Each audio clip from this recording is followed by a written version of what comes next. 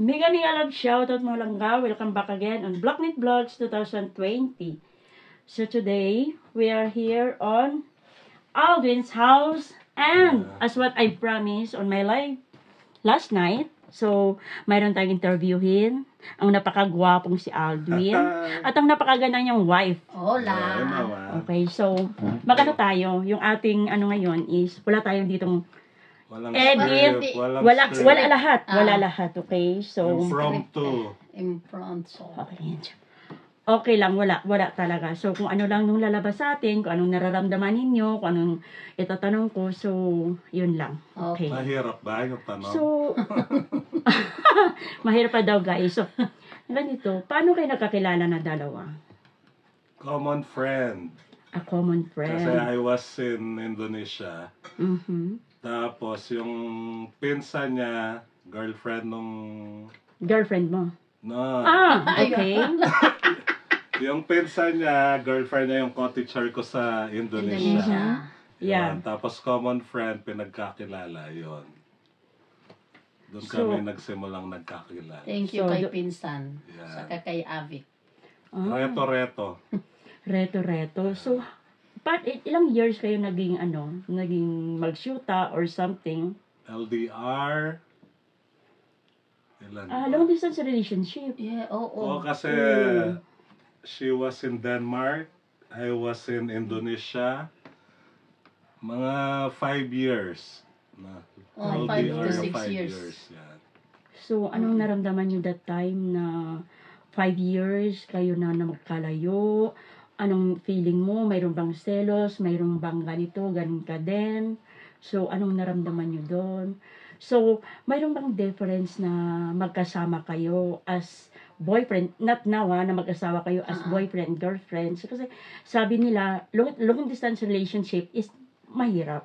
So, mayroon talagang, di ba, sometimes mayroong nagkakaroon ng third party or we don't know. Kasi siyempre, mag-boyfriend. So, nakaranas din kayo ng ganon. Selos. Parang wala masyado. Pag LDR, parang sweet-sweetan lang lagi. Pag LDR, parang mas iniiwasan na mag-away. Yes. Hindi naman nangyari yung mga May discussions lang, mga konting problema, pero not a major problem. Parang pag LDR kasi, para mapanatag yung isa't isa, parang hindi ka gagawa ng hindi ka gagawa ng ikakasira mo, or hindi ka gagawa ng ipagkakaala, ano ba yun? Yung mag-aalala yung partner mo. Okay, so that's it. Tapos, so that time, nasaan ka siya? Nasa Indonesia? Before Denmark. Tapos, nag-cross ako dito sa Spain. Nag-cross country ka. Nag-wait ulit ng 3 years. 4 years. 4 years. 4 years. Para magkapapil muna siya. Okay, so to make the story short, paano na kayo nagsama? Nako, dahil naghahabol na nga ako, sa edad na namin, hinabol ko siya. Mabuti nito. Hindi ko na siya pinakawalan siya. No, pero before that, kahit LDR, pumapasyal na ako sa mga biyanan ko. Close na ako sa family. So, parang niya muna. Parang siya. Ako muna yung biyanan ko. Guys, meron tayong taga-tawa sa likod. Tawa siya ng tawa, hindi na siya makakain. Kasi imaginein mo, hinabol niya. Okay. Naghabol. Sa ganyang paghahabol ni si Naida sa kay Alvin, si Alvin ang hinahabol ang binan. So, that's their love story starts. So, that time, hindi pa kayo nag-meet, no? Hindi pa kami nag-meet yan. So, saan kayo nag-meet dito na? Or sa Pilipinas? Sa Singapore. First meet namin. First meet namin was in Singapore. Wow, grabe. Social sila. Singapore. Okay. So, doon kayo nag-first nag-meet and then doon kayo first nag-honeymoon. Doon ako nag-propose. Doon siya nag-propose. Okay, ka-social. Sa Singapore sila, ako guys, sa Pilipinas. Joke. Ikaw saan? Kita mo meron tayong dyan, guys. Kambal design. So, i-short na natin yung story para hindi na tayo masyadong mahaba. So, ayan, napakasal kayo, tapos kinuha mo sa dito sa Spain. No? Okay, so, nung pagdating niyo dito sa Spain, paano kayo nag-start? Naisip ninyo na magkaroon kayo ng business? First, hindi pa. Kasi nagano muna ako, dishwasher, naglaba plato. Tapos, after ilang Nakaipon. months yun, ilang months, parang hindi ko nagugustuhan. Kasi from white collar job. Yeah. Kasi nagtuturo ako sa international school. Tapos pagdating ko ng Spain, dishwasher ako, naglalaba plato. So parang iniisip ko, yung sweldo pa that time was only 850 euro. Oh, Yung yes, sahod ko sa international school, mas malaki. Mas malaki. Kesa sa sinasahod ko. Sabi ko, Grabe yung adjustment.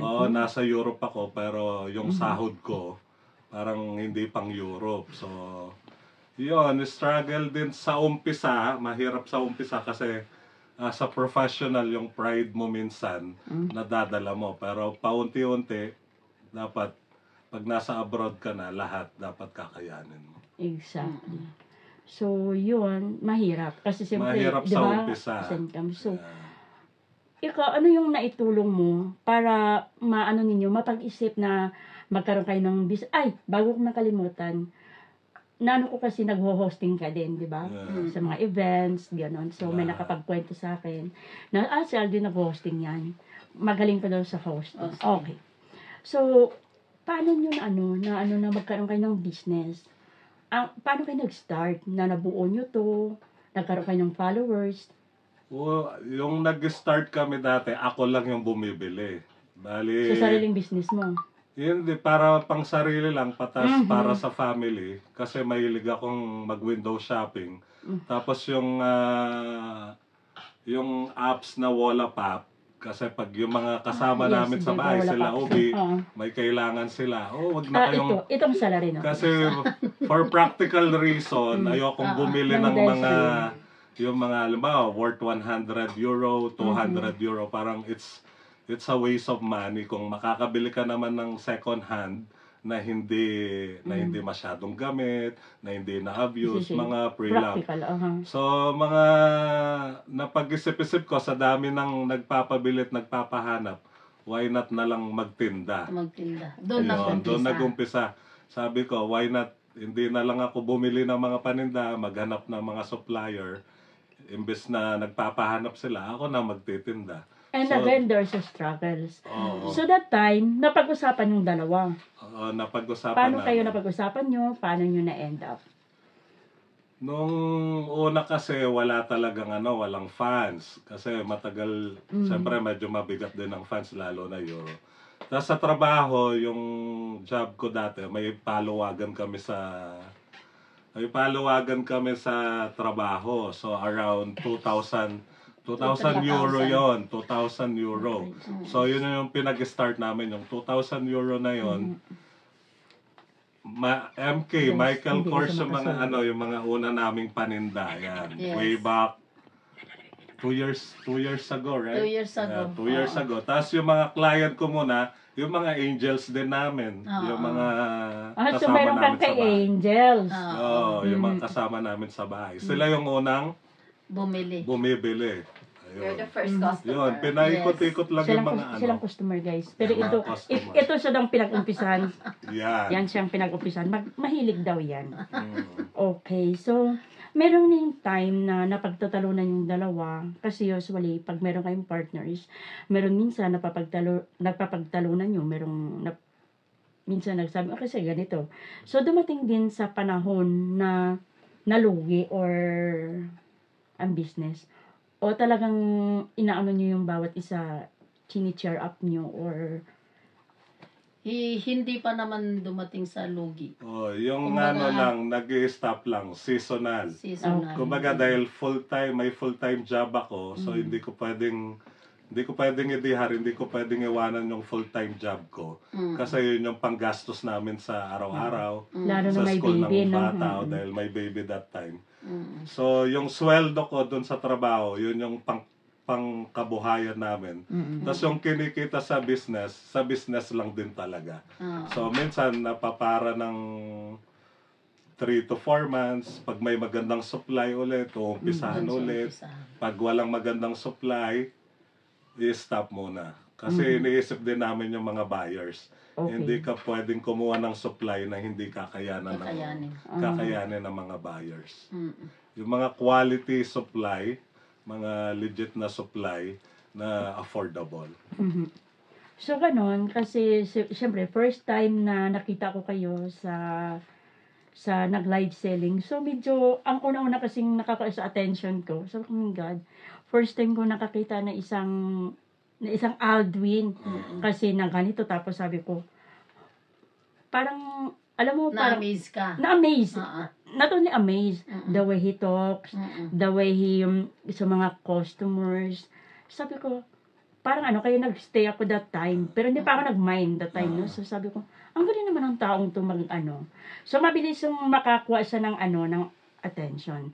So yung yung followers mo na I guess is almost 5, no? 5K followers, guys. Para Aldwin ganito. I-pin ko yung kanyang sa Facebook. Ang kanyang Facebook page i-pin ko sa sa ating premiere. Okay. Ganon.